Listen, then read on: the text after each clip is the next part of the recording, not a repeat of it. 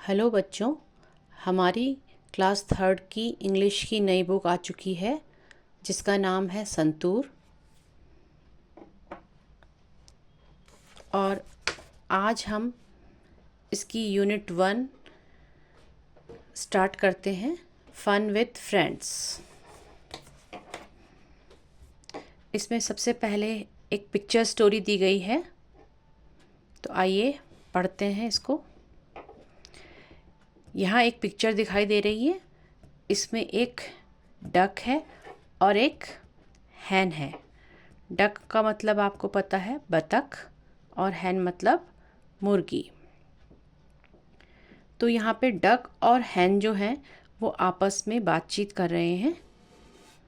तो देखते हैं कि क्या बात कर रहे हैं ये।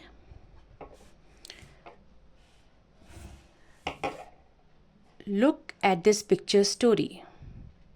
यहाँ पे मैं आपको कुछ शब्दों के मीनिंग बता देती हूँ जिससे आपको स्टोरी को समझने में आसानी होगी। लुक का मतलब होता है देखो, पिक्चर का मतलब है चित्र, और स्टोरी का मतलब है कहानी। तो look at this picture story, इसका अर्थ है कि आओ इस पिक्चर स्टोरी की तरफ, इस चित्र कहानी को देखते हैं। तो सबसे पहले ये डक कहती है, come dear hen, let us go to the village fair.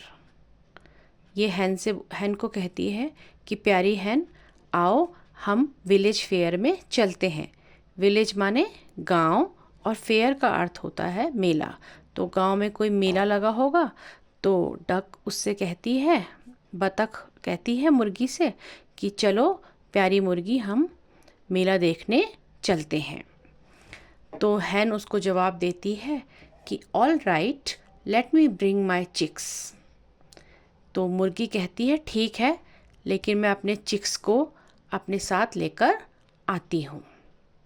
तो ये मुर्गी है और ये इसके बच्चे हैं।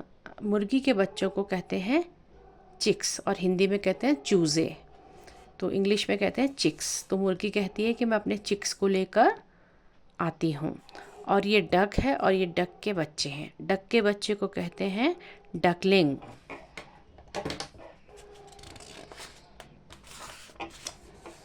इसके बाद डक अपने बच्चों को बुलाती है,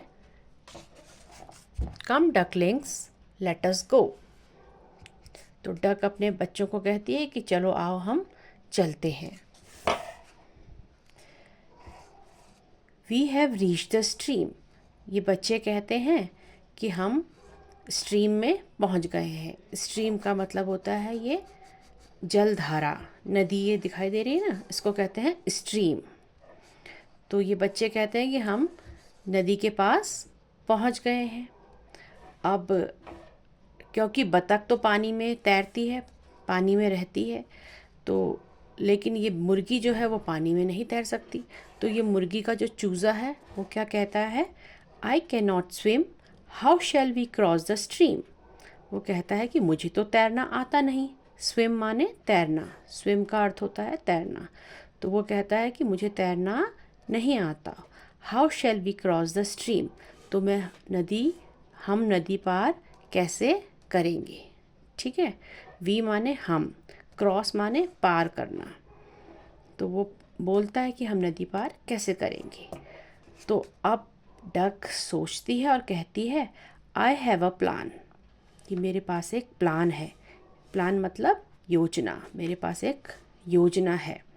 तो क्या प्लान था डक का, क्योंकि डक को तो तैरना आता है, इसलिए डक जो है वो क्या प्लान बनाती है कि जितने भी डक और डकलिंग हैं वो तैरेंगे, और जो हैन और उसके चिक्स हैं वो उनके ऊपर बैठ के जाएंगे।